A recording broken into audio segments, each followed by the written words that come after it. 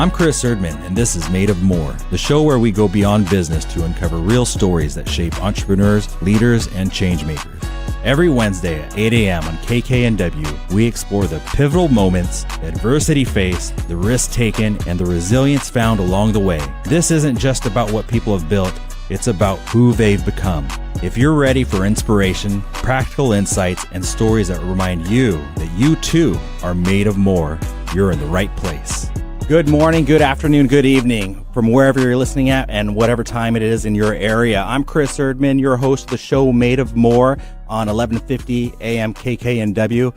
Today, I happen to be sitting here with another one of my friends, and it's almost like a part two of a Nordic Partners Investments. Jeff Deris of Nordic Partners. He's one of the principal owners, one of the three principal owners now, isn't that right?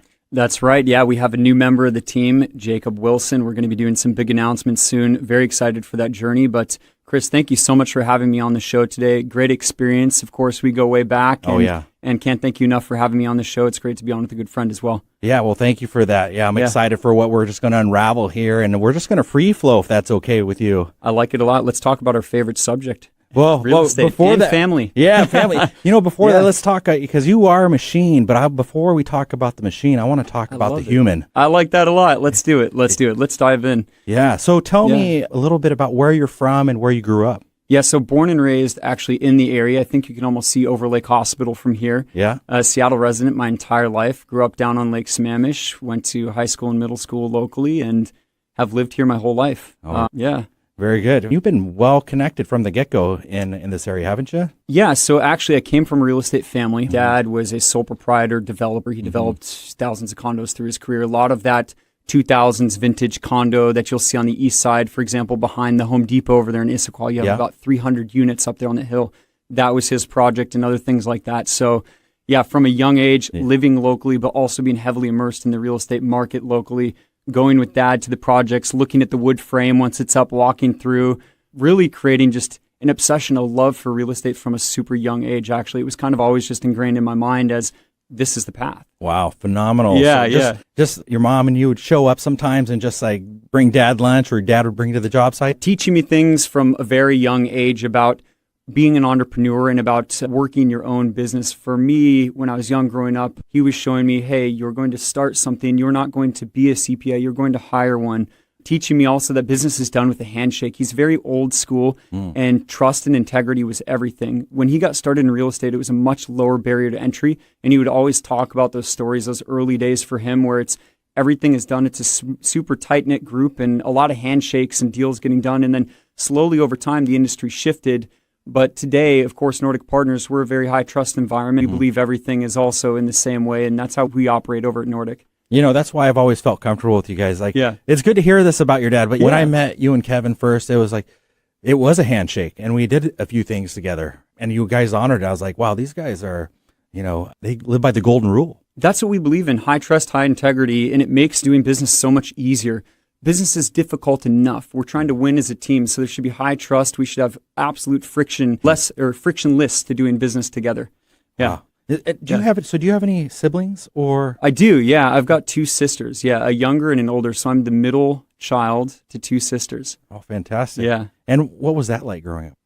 It was awesome. Learned how to respect women, I'll tell you that much. My mom was very strict with me. You're always holding doors, doing all the things for the girls. And it was great. Two siblings, it's two best friends I had growing up. And my younger sister actually works for Nordic Partners now. Shout out to you, Emily. Very excited about that. I love that. Yeah, it's been so much fun. And hopefully she stays in the industry. She's loving it. It seems like she's really found a home in real estate as well. And to no surprise, because my father was also hers. So it's, she was also raised in that world. Wow. So what's she doing with you guys now? So she does property management. She does lease up for us and is kind of a leasing expert and resources coordination. So as we're building more doors, we're growing so rapidly, almost 9% month over month from revenue. She's in there for us, kind of helping us manage the headcount and the resources, which is a very nuanced thing, and she's fortunate to be very good at it. That's amazing. It sounds all good, but is there any rub working with your siblings in there, or is it all just not at all? She's one of my best friends. We've always had a great relationship. Yeah. And when we were younger in middle school, I was into the rock music, and so there's my little sister with me going to the Linkin Park concerts. That's amazing. It was a great time. Yeah. Very rare today, and I love hearing it. It's really refreshing, and it makes a lot of sense. having a little bit of that history and bringing it till now, but it makes a lot of sense. And the reason why I've always felt comfortable, and the reason why a lot of our clients feel comfortable with you and Kevin. Yeah, absolutely. It's absolutely a family and spiritual background as well. So I was raised Catholic, still am. And with that goes a lot of things. And high trust and being serious and true to your word is one of those elements. And I think that really comes across when we're doing business. We're here to do business the right way, not just to do it for the sake of doing it. And we want to build a beautiful, loving community around that business and serve them well.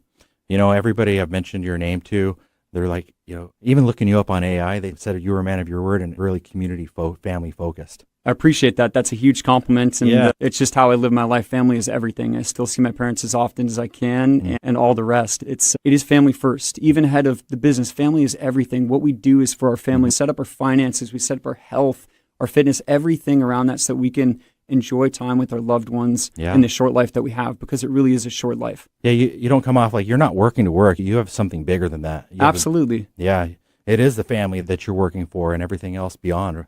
That's it. And that's what gives you that passion, that drive. And a lot of times I'll end up working 16-hour days. It doesn't feel like work, firstly, because I love the business, but secondly, because it's mission-oriented. It's doing something that's in alignment with what I want in life. And I'm just very pleased with where we're at with all of it. And we worked really hard to get here. So it doesn't feel like work. It feels like, pinch me, I'm dreaming. Yeah. We've built something. We put in the blood, sweat, and tears in it. It's finally paying off. And really, the family is the thing. I would like to be able to retire a bit younger so that I can be there at the soccer games for the kids at some point in time. So I can be there as a part of their life and be more disconnected later in life with the requirement of business. Maybe we're doing a few deals here and there, but it's really about family and friends. It really is. Yeah. I kind of want to dive deeper right in this section right here. Yeah. And it's because there's a lot of entrepreneurs out there, young or older entrepreneurs, and they think that it is about the money and it's about the grind. But listening to you, you're shooting well past that.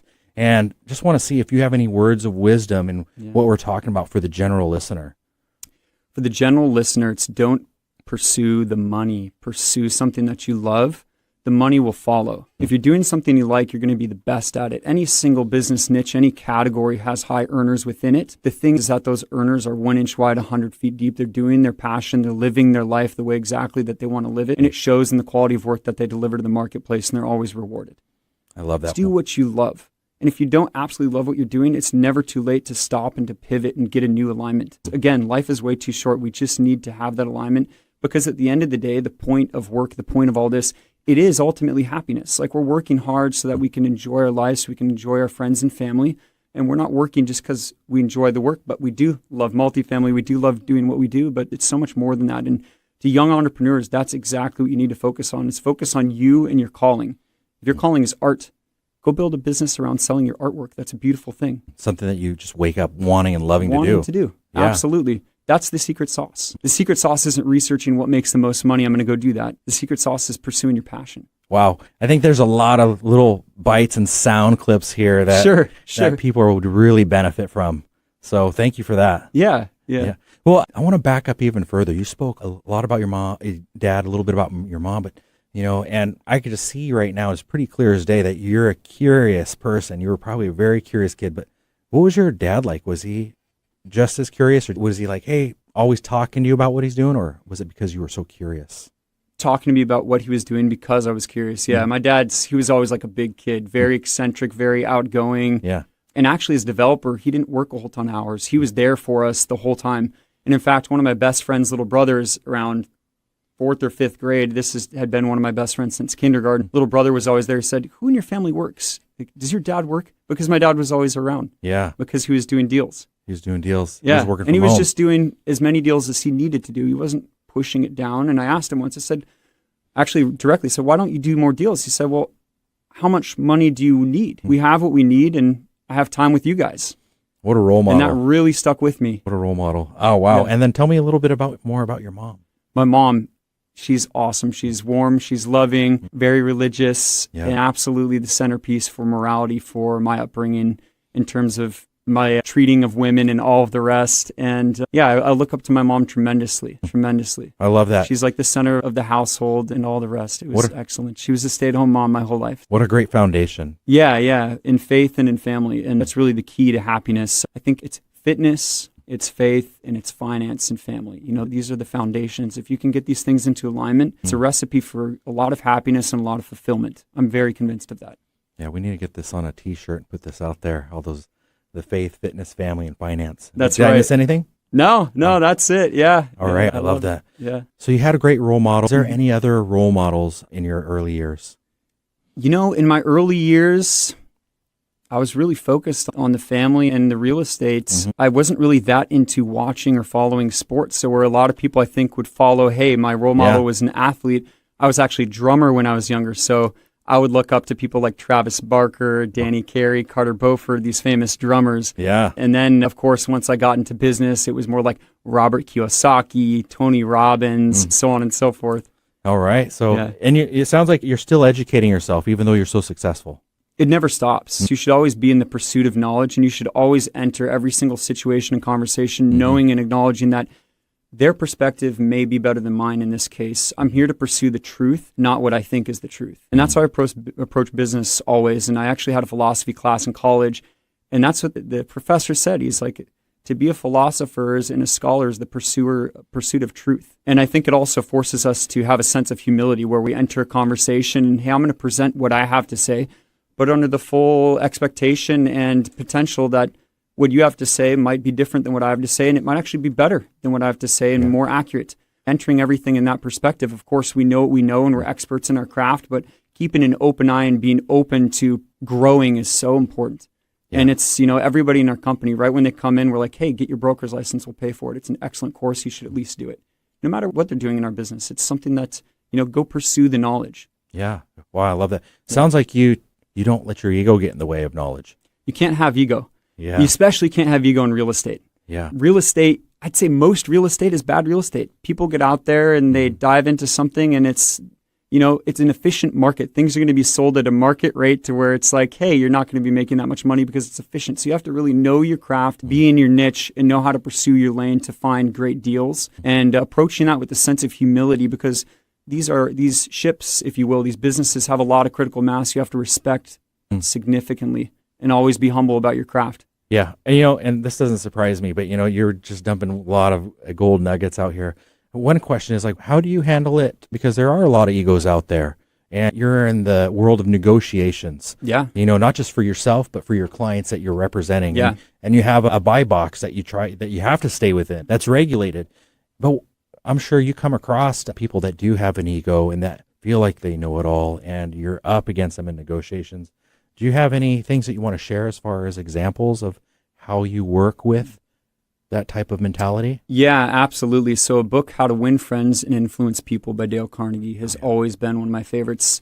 I'll reread that every couple of years. Yeah, I'm actually listening to it again right now. It is so great, isn't it? Yeah. But what it teaches us to do is center ourselves in that exact situation. How do you win the person over to your way of thinking without stepping on toes loosely? How do you convince them that your idea is the best one, is the best for them? Because genuinely in business, I'm not here to sell you on something. I'm here to create a mutually beneficial situation where you're winning and I'm winning equally and collaboratively. And How to Win Friends and Influence People really lays the foundation for that kind of knowledge and that kind of execution. Wouldn't you agree? Yeah, it does. And beyond. And beyond. Yeah, it's such a great book. For anybody listening out there, it is one to add to your read list. Go hammer it out this month. You want to have read it yesterday. In my opinion, it's one of the best business books ever made, even though I don't know if it's marketed as a business book as much of a psychology and life self-help book. Yeah, and I feel like a lot of the newer books are based on that book right there. On that premise, I absolutely think the same. Yeah. All right. Well, as we're going on, any other books that you recommend? Yeah, so let's see here. I've actually got a couple written down, some of my favorites. Oh, Think and Grow Rich, of course, by Robert Kiyosaki. It's a really lighthearted story, of course, and it exposes you to the idea, rich dad, poor dad. Here's a different version of looking at finances versus here's this version, this 9-to-5 version where we're in this box where somebody's telling us exactly what our time is worth versus going out there and building something and allowing it time to build and to snowball. And that's really the center of business. It's delayed gratification, and that book really helps introduce you to that topic, that idea. Yeah, I love Robert Kiyosaki. I just actually downloaded one on Audible that I went through, but it's one of his books just on real estate, and went through all the fundamentals, and he was interviewing a lot of his professional colleagues that he uses, like his CPA, his lawyer, and all that. And so I'd recommend listening or reading to any of Robert Kiyosaki's books. Yeah. So it's actually Rich Dad, Poor Dad. I think I said Think and Grow Rich. Rich Dad, Poor Dad. Rich Dad, Poor Dad. Yeah. And it's just such a great fundamental book. It's a great place to start your journey of if you're thinking about being an entrepreneur. It's a really good, these soft skills, I think, as an entrepreneur, somebody setting out to achieve something for yourself, it's most important you work on the soft skills first. Anybody can learn the knowledge. None of us are rocket scientists. We're not 1,000 IQ over here. Anybody can do this stuff. It's, do you have the soft skills and the belief mindset to actually power through the troughs, because there will be troughs. How you think it's going to go is simply not how it's going to go. You have to be willing to get back up and continue fighting. We like to say that we're in the trenches, we're at war with our teammates, and that's exactly it. And that's why you also want to pick partners like Kevin Falk and Jacob Wilson, because these guys are in the trenches with you. You need to be able to trust them to the end of the world. And honestly, that's what I feel like with Kevin. That's why we've gotten so far so quickly, is because we know that we have each other's backs. We're picking up all deliverables. We're just getting the work done, getting it done diligently and at a good pace. Yeah, I agree. Tell me a little bit more about these just expand for the listener the soft skills. Yeah, absolutely. The soft skills are super interesting. And I would start with belief. So the soft skill is you're pursuing something that isn't there. You have to create this business out of thin air. You're going to do that. You're going to put in all this time and you're not going to get a whole lot of reward out of the gates. There's no get rich quick. Doesn't exist. You have to put in dedication over time. The other soft skill is being good with people. You want to be kind to others. You want to expand your network and you want to invite people into your life, because that's how you grow. Your network is your net worth. We also believe that, and it's kind of one of our idioms there at Nordic, is it's a very important thing to allow people in. And the other soft skill is just, this is a funny one, but get done. Yeah. Yesterday is a better time than today to have gotten the thing. Don't put it off till tomorrow. I think that far too many people line up their schedule. Hey, I'm going to do this next week. I'm going to do this then. Well, why not today? Yeah, why not? Why not go to sleep knowing that those tasks and those deliverables are done today so that I can focus tomorrow with a clear mind and new set of top level goals? Wow, what an animal here. So you just see like this mindset is like really strong, and you've worked on it over the years. It's very important, yeah. And over the years, I've had a lot of successes and a lot of failures, but entrepreneurship was always something that I did from a young age. And I came up here pretty early out of college and I built freshmeal.com. And that first kind of taught me of, hey, whatever expectation that you think you have for your business, it's not going to go exactly the way that you want. And it's really a spiritual game. Let's talk about freshmeal.com. Sure. Yeah. What is that?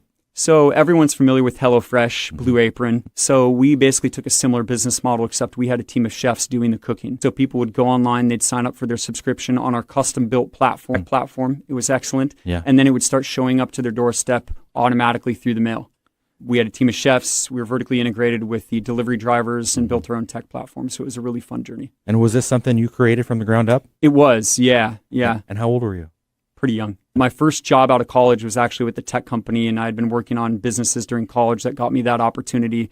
And I went down with this tech company called Task Easy, and I saw what they were doing, and I said, hey, I think I can do this. I think I can build my own company, and even to this scale, I'm going to go home and try. So I left Utah and came home and sat in front of the computer for days on end and just figured out what my business plan was going to be. Ended up syncing up with my business partner, Thomas Chang, at that time, and he had this idea, knew that I was trying to pursue something, and we ended up building Fresh Meal. Wow. And it was an excellent execution. Yeah. One of your first big endeavors, I would say. It was, yeah, absolutely. Well, you've been listening to the show Made of More. I'm your host, Chris Erdmann, and you've been listening to our guest, Jeff Deris of Nordic Partners, one of the principal owners here. So tune back in after these messages on 11:50 a.m. KKNW.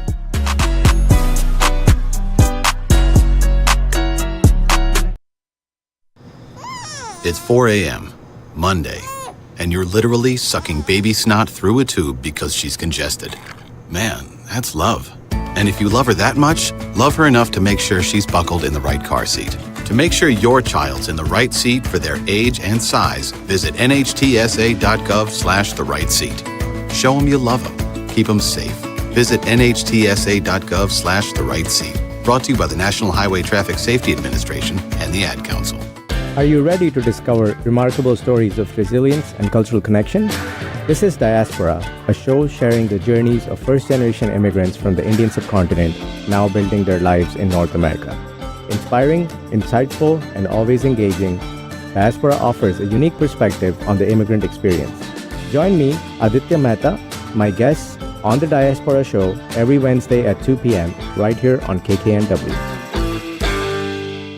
Find our app in the Apple App Store or Google Play Store and take us with you wherever you go. Alternative Talk AM 1150.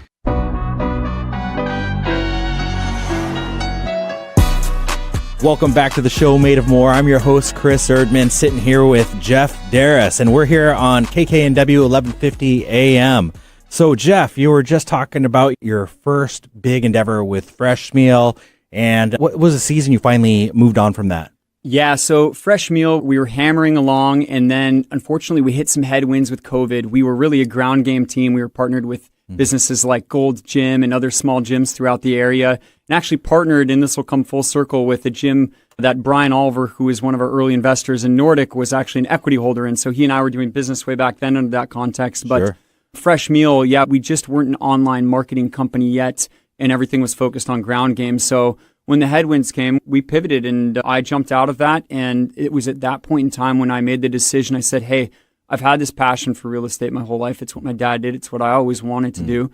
And that's when I pivoted my career, went over to Kidder Matthews, sat with Blair Howe, which was excellent. He was an awesome mentor to me. We did commercial real estate consulting, like highest and best use feasibility analysis for developers, and also advised on the transit-oriented developments codes across the Seattle to Everett, Seattle, the light rail that was going in there. So that was a great experience. Some other clients were like the city of Sammamish, advising them on, hey, here's what you might get on your central downtown, because multifamily right now isn't feasible, and you guys are trying to develop this. They kind of had a cake format where they're going for their very dense stuff, and then as you get towards the end, it's townhomes. You go one farther out, it's single-family homes, and essentially it's getting companies or municipalities like that to see the market and guide them into reality of where things are at, which was that, hey, you're not going to get this vibrant downtown right now. Might have to start with the townhomes and work your way in and focus on the bigger development stuff in the future. So very blessed to have had a seat at the table with Blair, especially while he was on his last few years of his career. He was a CCIM, wealth of knowledge, an absolute mentor to me, teaching me about real estate analytics and fundamentals. Wow. Yeah. What a big genre of lessons and mentorship that you had ever since moving into real estate. And what's really neat to hear is you, even before real estate, you were doing business with a gentleman by the name of Brian, and he followed you into a different career path and invested with you again. Yeah, that's right. Well, some years later, of course, when Kevin and I synced up and the first couple deals were done, it came time to do the first public syndication. Yeah. So you're thinking through, because that's very difficult. You don't have a huge track record. You're going out there and saying, hey, I have this business plan. It's going to work. My numbers are sound, but believe in me. And so it was a very natural process. Yeah, sure. Yeah. So, because what I've heard is you guys started with $2,000. We did, yeah. But let's back up here. Yeah. Talk about how you and Kevin actually linked up, and what did this look like? Yeah, it was through mutual connection, Michael Odegaard. So Michael and I, post Fresh Meal, I sat down and started brainstorming different strategies, investment thesis, and saying, hey, where am I going to go with this? Michael was in real estate at that point with CBRE doing property management, so he and I were synced up. And he said, hey, I've got this friend who is also in the same mindset right now, working on entrepreneurship, on investment thesis within multifamily, though, instead of single family, which is where Michael and I were. We had some conversations, and I told there's an aha moment. Kevin and his family were doing Nordic Heights, the first deal. They were kind of midway through it, and I sat down and I looked at the underwriting and the models, and I turned to Michael and say, it simply is the case that we've got to change our thesis to this. We need to be doing value-add multifamily. The numbers are stronger. The deal fundamentals are better. It's more deployable, more scalable than just fix and flipping single-family homes, or in our context, we were actually pursuing wholesaling contracts in single-family homes originally. Sure. Which, in hindsight, you're doing a lot of work for very little return if that's your strategy. But so very glad that we pivoted. Very blessed to have met Kev, and all of us meshed very well from very early on in that we had similar goals and ideals and ideologies on how we wanted to approach business. Wow. Sounds like just the aligning of the stars that you guys meeting each other. It really was. Yeah, he had something he was very excited about. He said, hey, I've been doing this PM for so long. I'm ready for a change. And here I am, here Michael is. And it was the three-headed monster out of the gates is what we used to call ourselves. And we just went on.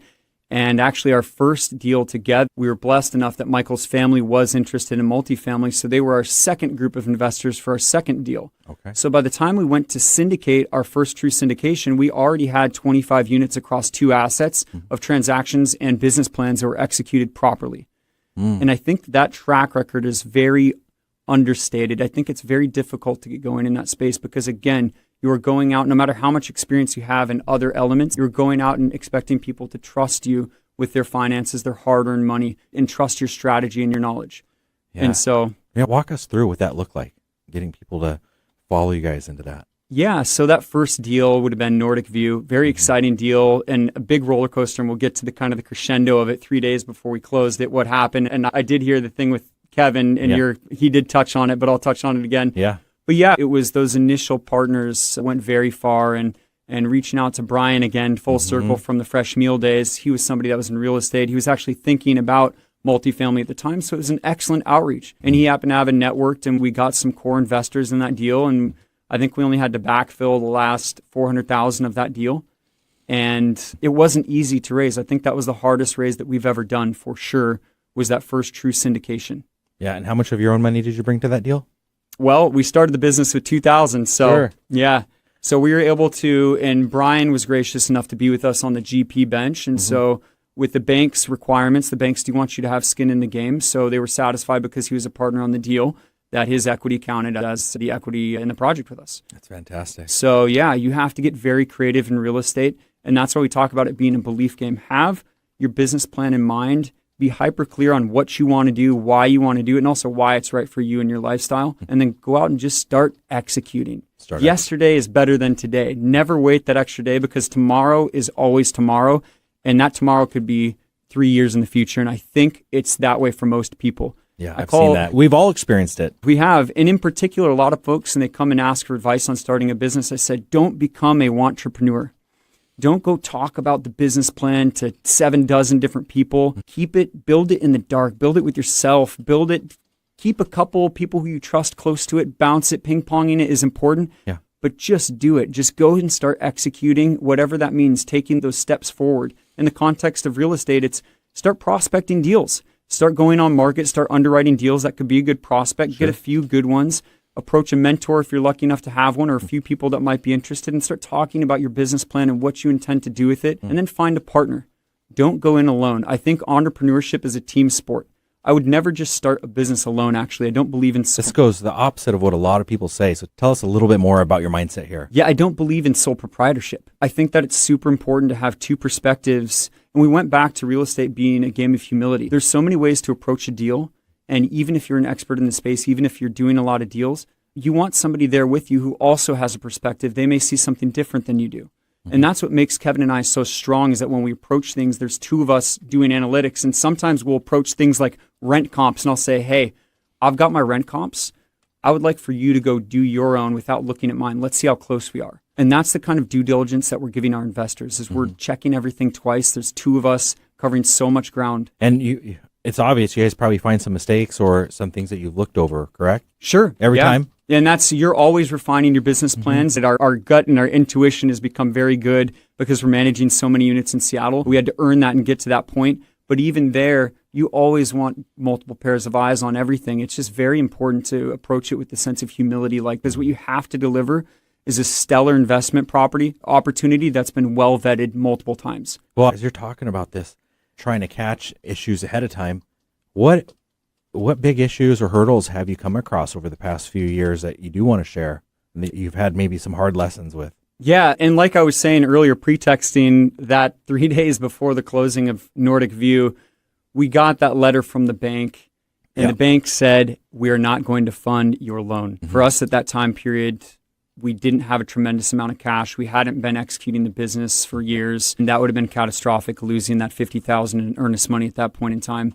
So the lesson for us there was that good professional services do pay off. We spend a tremendous amount on who we think is the best CPA. He actually syndicates himself as well.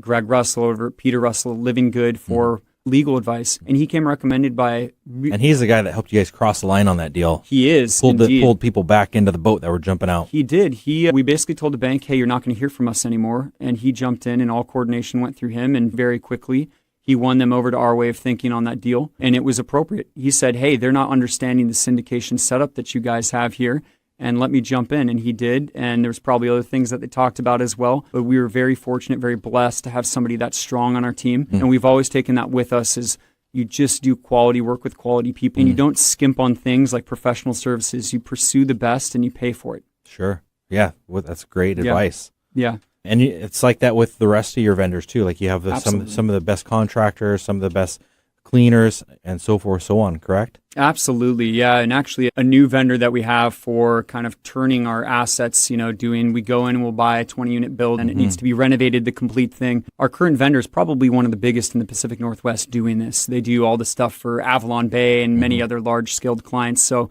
we're very fortunate that they took on our portfolio, which is relatively small compared to that. Sure. And what do you think made them decide to work with you? It was the relationship. Yeah. Yeah. We had a great connection with those guys and hit it off well. And it was actually an introduction as well from somebody that was internetwork, and faith and alignment always happens. You just present well and do things honestly, and the world has a way of repaying that energy. I really believe that. It's a great mindset. Yeah. Yeah. Beautiful. It's the only way to operate. Any other lessons that you want to talk about and share along the way? Yeah. I mean, there's so many things that go into... Let me see. I've actually got some notes I brought with me. Yeah, take a look. Look into Let's them. take a look. On one of our meetings, you guys were talking about this apartment complex that you guys are very excited about. What I was really impressed by you guys is, it's not just about the numbers. There's a whole lot of things that check off the boxes that you're ready to walk away from a deal if it doesn't feel like it's going to be the best investment for you and your clients. Yeah, that's right. We're very picky. You have to have an abundance mindset with business. There's always a deal out there that works. If you get into your due diligence and you discover something that's out of line from what you would like to see for your investment thesis, don't go at that deal. Pivot and go after something else. Save yourself the headache. For example, we don't specialize in remedying burnt buildings. If we discovered that, hey, there's this unit that's got this burnt element to it, or there's a significant swath of it, maybe it's a super high yield, but we don't chase yield. We stay in our lane, and our lane is value add multifamily and relatively slight value add. So we're doing things like electrical systems and plumbing. We're not doing partial developments or any sort of full development. We go in there, we want to turn the asset relatively quickly and execute these business plans in about a year. And we want to hit singles and doubles with them. We just want to provide consistent returns over time. Our investors are not expecting us to go out there and have these grand slams and sell this high in the sky yield. That's not what we're about. We're about producing consistent risk adjusted returns over a long period of time and helping our clients build wealth along with us in these projects. What are some of your conservative cash on cash returns with some of your past investments that you guys closed? Yeah, we run a 5% pref, so our minimum expectations that we're always, even in these construction projects, which aren't geared around cash on cash or geared around exiting them, but you'll usually be in that 6 to 7, maybe 8% range. And our cap on total costs, or trended yield on cost, we pursue something in the 6.5 to 7.25 range. And that's really what we look at when we're looking at a deal. A lot of people are looking at cap rates going in. Okay, cap rates going in are basically meaningless in the value add space because you might have huge vacancy. You're buying it because it's a failing business. A single asset that you buy, every multifamily deal is its own business. You're going in, you're auditing the books, you're auditing the business plan, you're seeing what's wrong with it, and you're going in there to right the ship, to make it a stellar business plan, to turn it around, and then to hand it off to somebody who wants to hold that business for the long term. So that's all we do, is we take the businesses, which is the multifamily properties, we go in, we remedy it, we get good, well-paying tenants, and we get the systems up to date, and then we hand it off to somebody through transaction who wants to hold it long term, and we exit for our team. Yeah, and you guys have been really conservative but have a really thorough plan on your stabilized cap rates. You want to talk about that a little bit? It's really impressive. Well, yeah, that's the cap on costs, the stabilized cap rates. So basically, we're looking at that cash flow once you're into it. Yeah, your NOI relative to your total uses going in, because your acquisition price isn't really the sticker price. It's how much money total is it taking to get this deal done. Sure. So you may have $1 million acquisition, but you may have $300,000. So you're really going into that by $1.3 million. That's very basic, but that's how we look at it, and we look at all of it from that standpoint. And furthermore, we look at deals from the downside usually. When we're looking at a deal, we find good deals. We get a lot of deals that come through. But we want to know that this is a risk-adjusted return, that we can hit these returns, that going into it, it's cash flow neutral. So we want to see that when we acquire the deal, that on day one, with the in-place rents, that the thing is on its feet. It's able to cash flow, so that even if we did nothing, if we didn't execute the business plan even at all, it would still be just fine. And I think that's in contrast to a lot of teams where they're willing to go in and they're willing to be running in the red pretty significantly out of the gates. We believe never run in the red. Always have contingency. Yeah. And then create the upside on top of that. That's a fantastic mindset. Yeah, thank you for sharing that.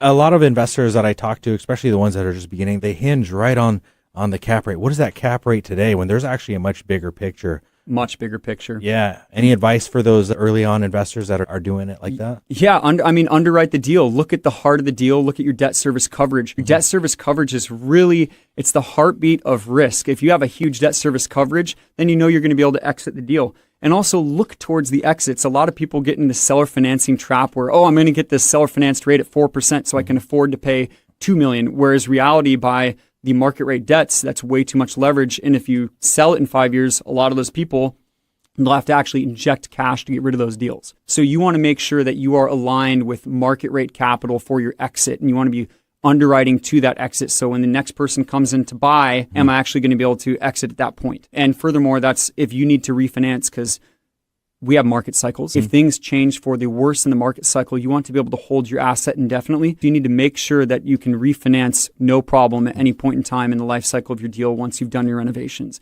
And that for us is a non-negotiable and removes a huge amount of risk. So seller financing, it's one of those buzzwords. To us, it's kind of a head for the hills because this person hasn't been humbled by the market yet. Right.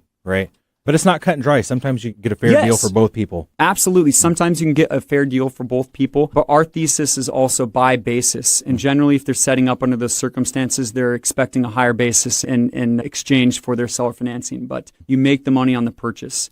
Deals we have right now under contract, we're 130 a door in Capitol Hill. We have one on the east side that's sub 120,000 a door. We have one right in East Lake that's 212 a door. These are all over $100,000 per door under market. Well, you heard it here.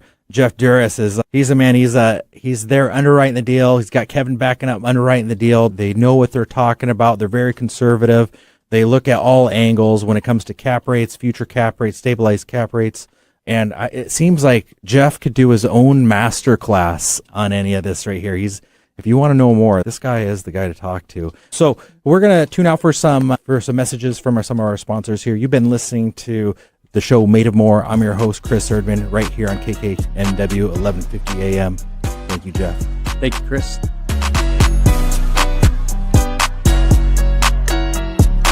Man, I love my kids so much. I once sat for 3 hours in the cold rain to watch her soccer team lose by 18 goals.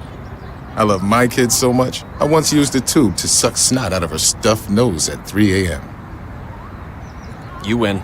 Love your kids? Love them enough to make sure they're in the right car seat. From toddlers to tweens, visit nhtsa.gov/the right seat to find the right seat for their age and size. Keep them safe. Visit nhtsa.gov/the right seat. Brought to you by the National Highway Traffic Safety Administration and the Ad Council. Hello, I'm Chris Erdmann. Every Wednesday at 8 a.m. on KKNW, I sit down with inspiring entrepreneurs, creative minds, and game changers to uncover the real stories behind their business. On my show, Made of More, we explore the challenges that they've overcome, the breakthroughs that they've celebrated, and the mindset that drives them forward. If you're ready to unlock your full entrepreneurial potential, Made of More is the show for you, because here we know you are made of more. Every Wednesday at 8 a.m. on KKNW. Get your daily dose of variety. Alternative Talk 1150.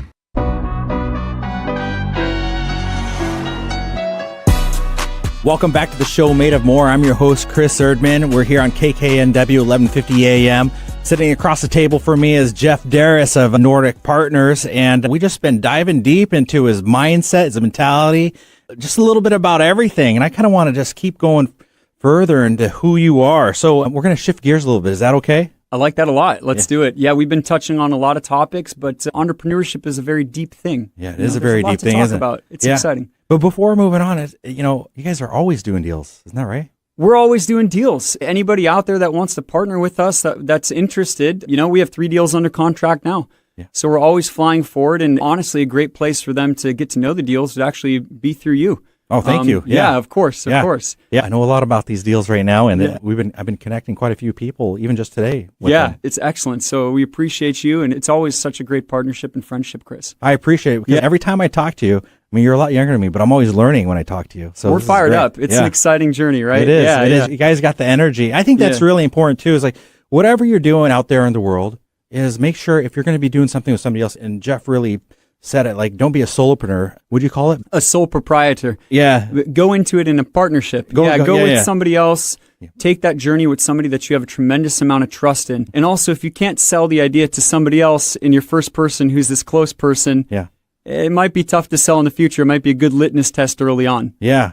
and work with somebody that's going to give you energy and you're going to have fun with. Yeah, you've got to be able to, we call it the ping pong effect. You want to be able to bat it back and forth any hour of the day. Like, that's the beautiful thing about Kevin and I is we love what we do so much. Yeah. We're on the phone 10, 11, 12 at night. We don't care. We're talking, I just had this awesome idea. Let's go try this. Let's go do this. Yeah. We love those calls. I always get the It's text like back. a pastime for us. It's super fun. I love it. I get the text back from you guys. LFG. Yes. I won't tell you what that means, but you... Always. And it's keeping the energy high day to day, keeping the motivation high. But the motivation becomes a natural byproduct of living healthy and kind of like going into lifestyle. That's something that Kevin and I believe a lot in, and actually our staff as well, is like, we actually don't drink alcohol.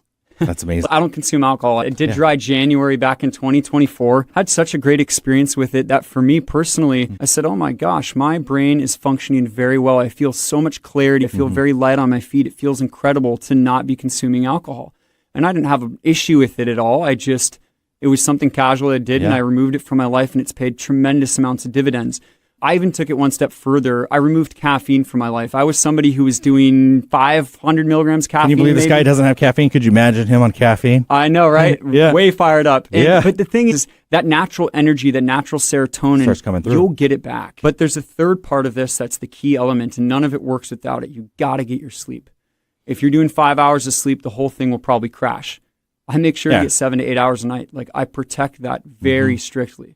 Yeah. And if you get proper sleep, you can function properly, you can continue your energy throughout the day, and you can keep ripping, especially... I agree with you 100%. yeah. I got to get 7 to 8 hours of sleep. But, if I have that, I can go all day and I can go strong. Absolutely, and that's what's important. It's important to be able to carry the momentum throughout the day. And look, we're entrepreneurs. If something needs to get done and you're approaching your 9th hour, okay, well, today might become an 14, 15, 16-hour day. That's perfectly fine, but you got to make sure that you can have the energy and the passion to get through those days. What about, do you have a morning ritual that sets you up for the day?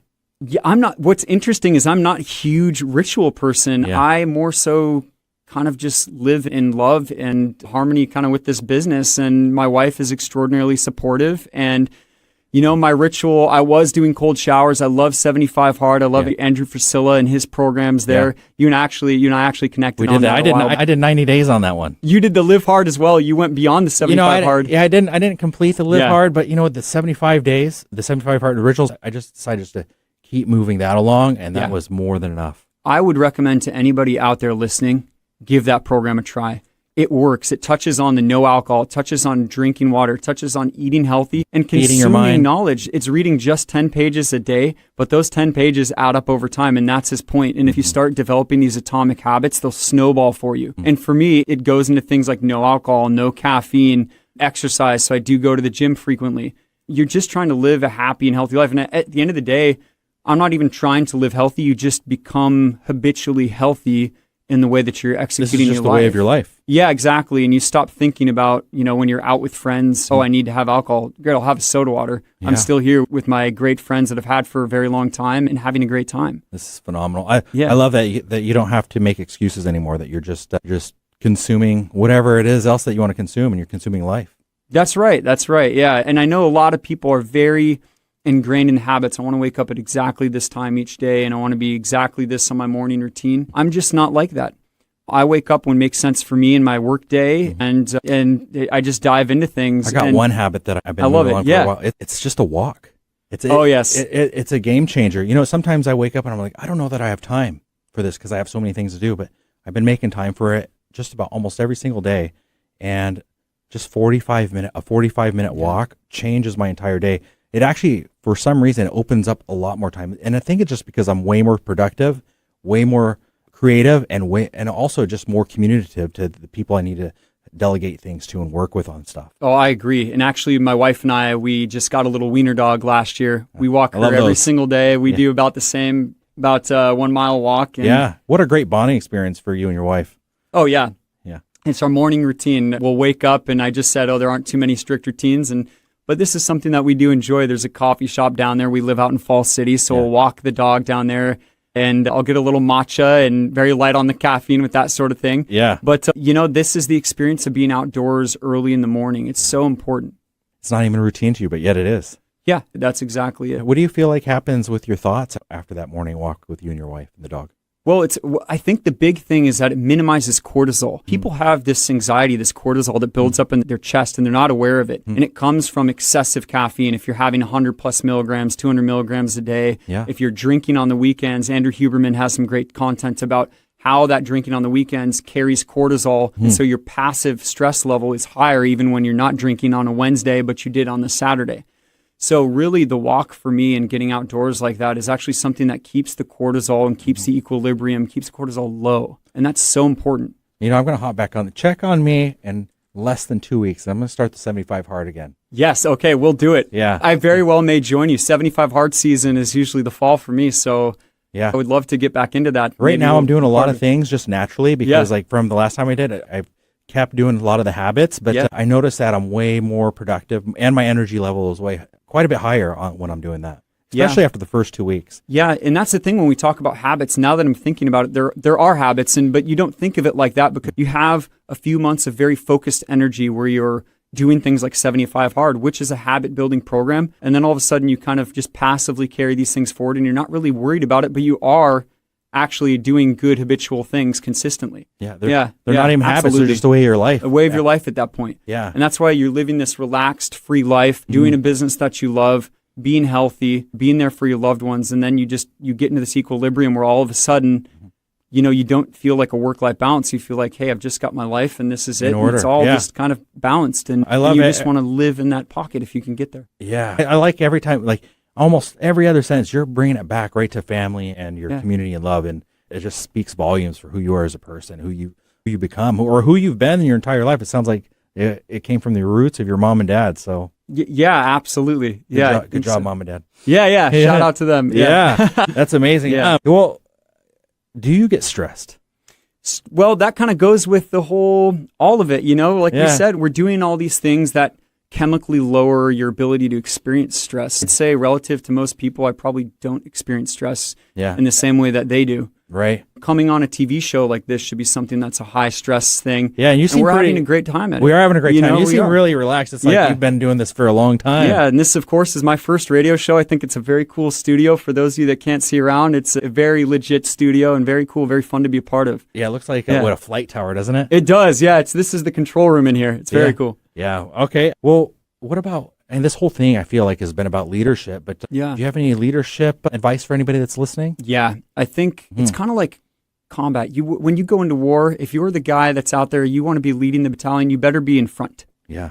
Okay. You better be the one that's willing to lead by example. And that's super important. If you're in the trenches with your employees, if you're down there in the nitty gritty, you're not above any of that. All we're there to do, it's an inverted pyramid. The tenants and the investors are first, our business is second, but last is Kevin and I. We're here to serve our team and serve the investments. And on any given day, we'll have to jump into a myriad of things to achieve that goal. We always want the team to feel supported and enabled and to feel like leaders themselves of their own book of business within our business. You're managing these properties. Own that property management. Love what you're doing. Be passionate about it. Tell us what you're most proud of this week. What did you do this week that you want to attach your name to? And actually in meetings, we'll do that. Go around the room and say what you're proud of. We've done this before. And these types of things are very infectious. And that's what you want to do is inspire your team to lead themselves and be autonomous. And because you're leading first, you're putting that first foot forward and leading by example that they can do that. Yeah. You're stepping in. You're doing the groundwork if you need to. Absolutely. Yeah, absolutely. You guys will get in your car and drive to that building. Yeah. I know you guys do this. Yeah, absolutely. We're very boots on the ground. Kevin and I are absolutely still part of the ground game. Yeah. We love going out to the assets. It's a great sense of pride, too, I've seen you guys walk right around, and if there's something to pick up, you guys are not too proud of that. Every single time. Yeah. That is our, we want our investments to go well. And that's part of our investing thesis, too, is to invest in our own backyard. I like to say I don't look out my window and see Amazon's campus and think, where else should I go and invest in multifamily real estate? No. I want to serve those Amazon tenants, those employees right there. I want to produce a quality product that they feel comfortable with. And so that's where we always deliver the high quality, not only in the professional services, but of course in our renovation specs. We do full renovations in all of our assets that we do. And then we try to release to these higher credit score, higher earning tenants, and they treat the properties very well, which then goes full circle because you're able to have a staff that operates in a great environment with those assets. Yeah. So it's obvious to me, and we talked about it with Kevin, but just want to hear it from you. So how did you guys pick Seattle? And because there's a lot of places to pick around here that are great inside or outside the area. You want to dive deeper into that? Well, we were both born and raised in the area, and Seattle is the perfect blend of risk and return. We don't feel comfortable with kind of the crime rates down south. Tacoma, that's not a market that we're interested in going into. Now, the east side, the value out here is so high, it's kind of the opposite. It's so risk adverse that the property values are so high, you're very seldomly going to find a deal that pencils on the east side. So Seattle is this perfect blend of yield to opportunity and ability to serve these tenants down there. So it's where our deals pencil the best, is kind of in the core market of Seattle. And that's because our strategy was kind of born in that market. The way that we look at deals was born in that market. And that's where we execute best, is right down there in core Seattle. Yeah. All your core neighborhoods we're in at this point. So I'm just going to ask you the question since we're on the air, because, Seattle's definitely got a little bit of a rap for their multifamily right now. And you guys definitely found your niche and how to be great landlords. And how do you overcome some of the negative talk about investing in Seattle? Yeah, well, I think a lot of people are talking about the policies that are talking about something like rent control and elements like that. We found ways to work around that and with that and still execute our projects. Really what rent control has done to us is it's allowed us, I think that the price of value add has come down a little bit, so which is good because that's where we buy. We want to buy at a low basis. But once you succeed in the business model, then the price of the stabilized assets has gone up slightly, and we're expecting that gap to even widen. But in Seattle, none of those policies really impact us all that much. I mean, it's just really treating the tenants the way that you should be treating them.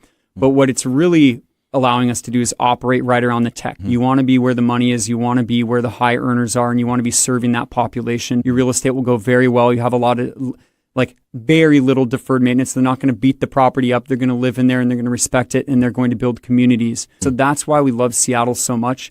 And honestly, the policy, it's nothing that's impacted us too much. It's our core competencies operating in Seattle and around all of those things, and our business plans and execution on them, show for themselves. We've actually executed every single business plan in front of our timeline expectations. So we've beaten every single one of our timelines, and we've been at or below. It's unheard of. Yeah, I know, right? We've been at or below budget, under budget on every single one as well. Yeah, and I think that's a testament because you guys do look at everything conservatively. So when you're looking at the construction costs, you're going to guess that it's going to be just a little bit higher. So absolutely. So because you're doing it for your clients, so they're going to be happy. Hey, we spent a little bit less. That's exactly we how have we're more trying equity. to line it up. And when it comes time to the amount of work, you're going to be like, look, we got it done a little bit quicker. Yeah, absolutely. And that's what you always want. You want pleasant surprises. You be able to celebrate wins. And you're not trying to force the deal over the line. No, you're not. You're never trying to do that. And in fact, the deal to the investors, it's not really a sell. It's, is this a good alignment for you and your planning? If this makes sense, then we'd love to have you. If not, then we just want to have people who actually want to be in this space, who are enamored by the idea of multifamily, who want to be investing in it. And then we all have an exciting and fun journey together as we go earn great returns in Seattle. What I like is when I showed off some of the stuff, people are taking their financial advisors and talking to you guys with their financial advisors. Oh, yeah. And their financial advisors saying, this is something that you need to really think about in a way of investing in it. Yeah, I actually just got an email yesterday from one of the financial advising companies that represented, it was the IRA that represented somebody in our group, and they said, hey, I'd love to connect with you and see if I can advise some other folks to go into your projects. They seem like something great for them. I'd like to see what's going on behind that gate. So it's absolutely a question that we get more often than you'd think, where the financial advisors approach us and want to learn more because they're trying to serve their community as well. And this is a great way to do that for them. Yeah. I know you guys are out there and you're really striving to have a great name, but even more than the name, you're looking at every single opportunity as hey, you're protecting your potential investor. And it really seems like you're trying to do your best shooting past your goals. I know that you guys locked up a few deals just recently and didn't release the OMs because you guys are still in deep negotiations until... That's right. Until last week?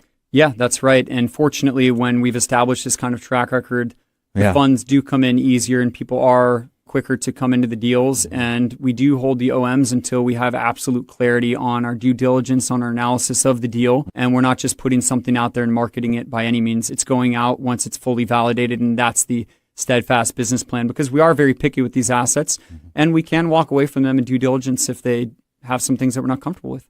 Yeah. It's obvious that I could sit here with Jeff and just pick his brain probably for weeks on, and we're going to have you on again sometime down the road, and we're thinking about putting an event on. We'll tune people into that as well. But Jeff, I just want to say thank you for spending this time and allowing us to see inside this wonderful mind and giving us back so much great information that's going to help listeners with their entrepreneurial journey or investment, or just somebody to reach back out to. I appreciate it. Absolutely. And Chris, thank you so much for having me on. It's been a pleasure and very honored by the requests that come on, and looking forward to that event where we can kind of sit down and get a bigger group of folks in person and talk to them about multifamily as well. I think that's going to be great. And hopefully some people have taken away some things about entrepreneurship and leadership today. It's a really fun world out there, and you can most certainly go out and make it your own and tread your path. Anyone can do it. Anyone can. Well, that's the fact. Thank you. Thanks again. And thank you. You've been here listening to the show Made of More on 1150 AM KKNW. Tune back in to next week. Thanks for tuning into this episode of Made of More on KKNW. Whether you're on the road, at the office, or listening from home, keep chasing what lights you up, keep building what matters, and never settle for less than the life you were made for. You are made of more. More purpose, more impact, more joy. Made of More is part of the Speaking Current network of shows and podcasts, all of which that are dedicated to inspiring listeners to build lives of meaning, connection, and value. You can find the Speaking Current network of shows, including Made of More, wherever you get your podcast. You can also find us on YouTube. Until next Wednesday at 8 a.m. on KKNW, I'm Chris Erdmann. Stay bold, stay inspired, and stay made of more.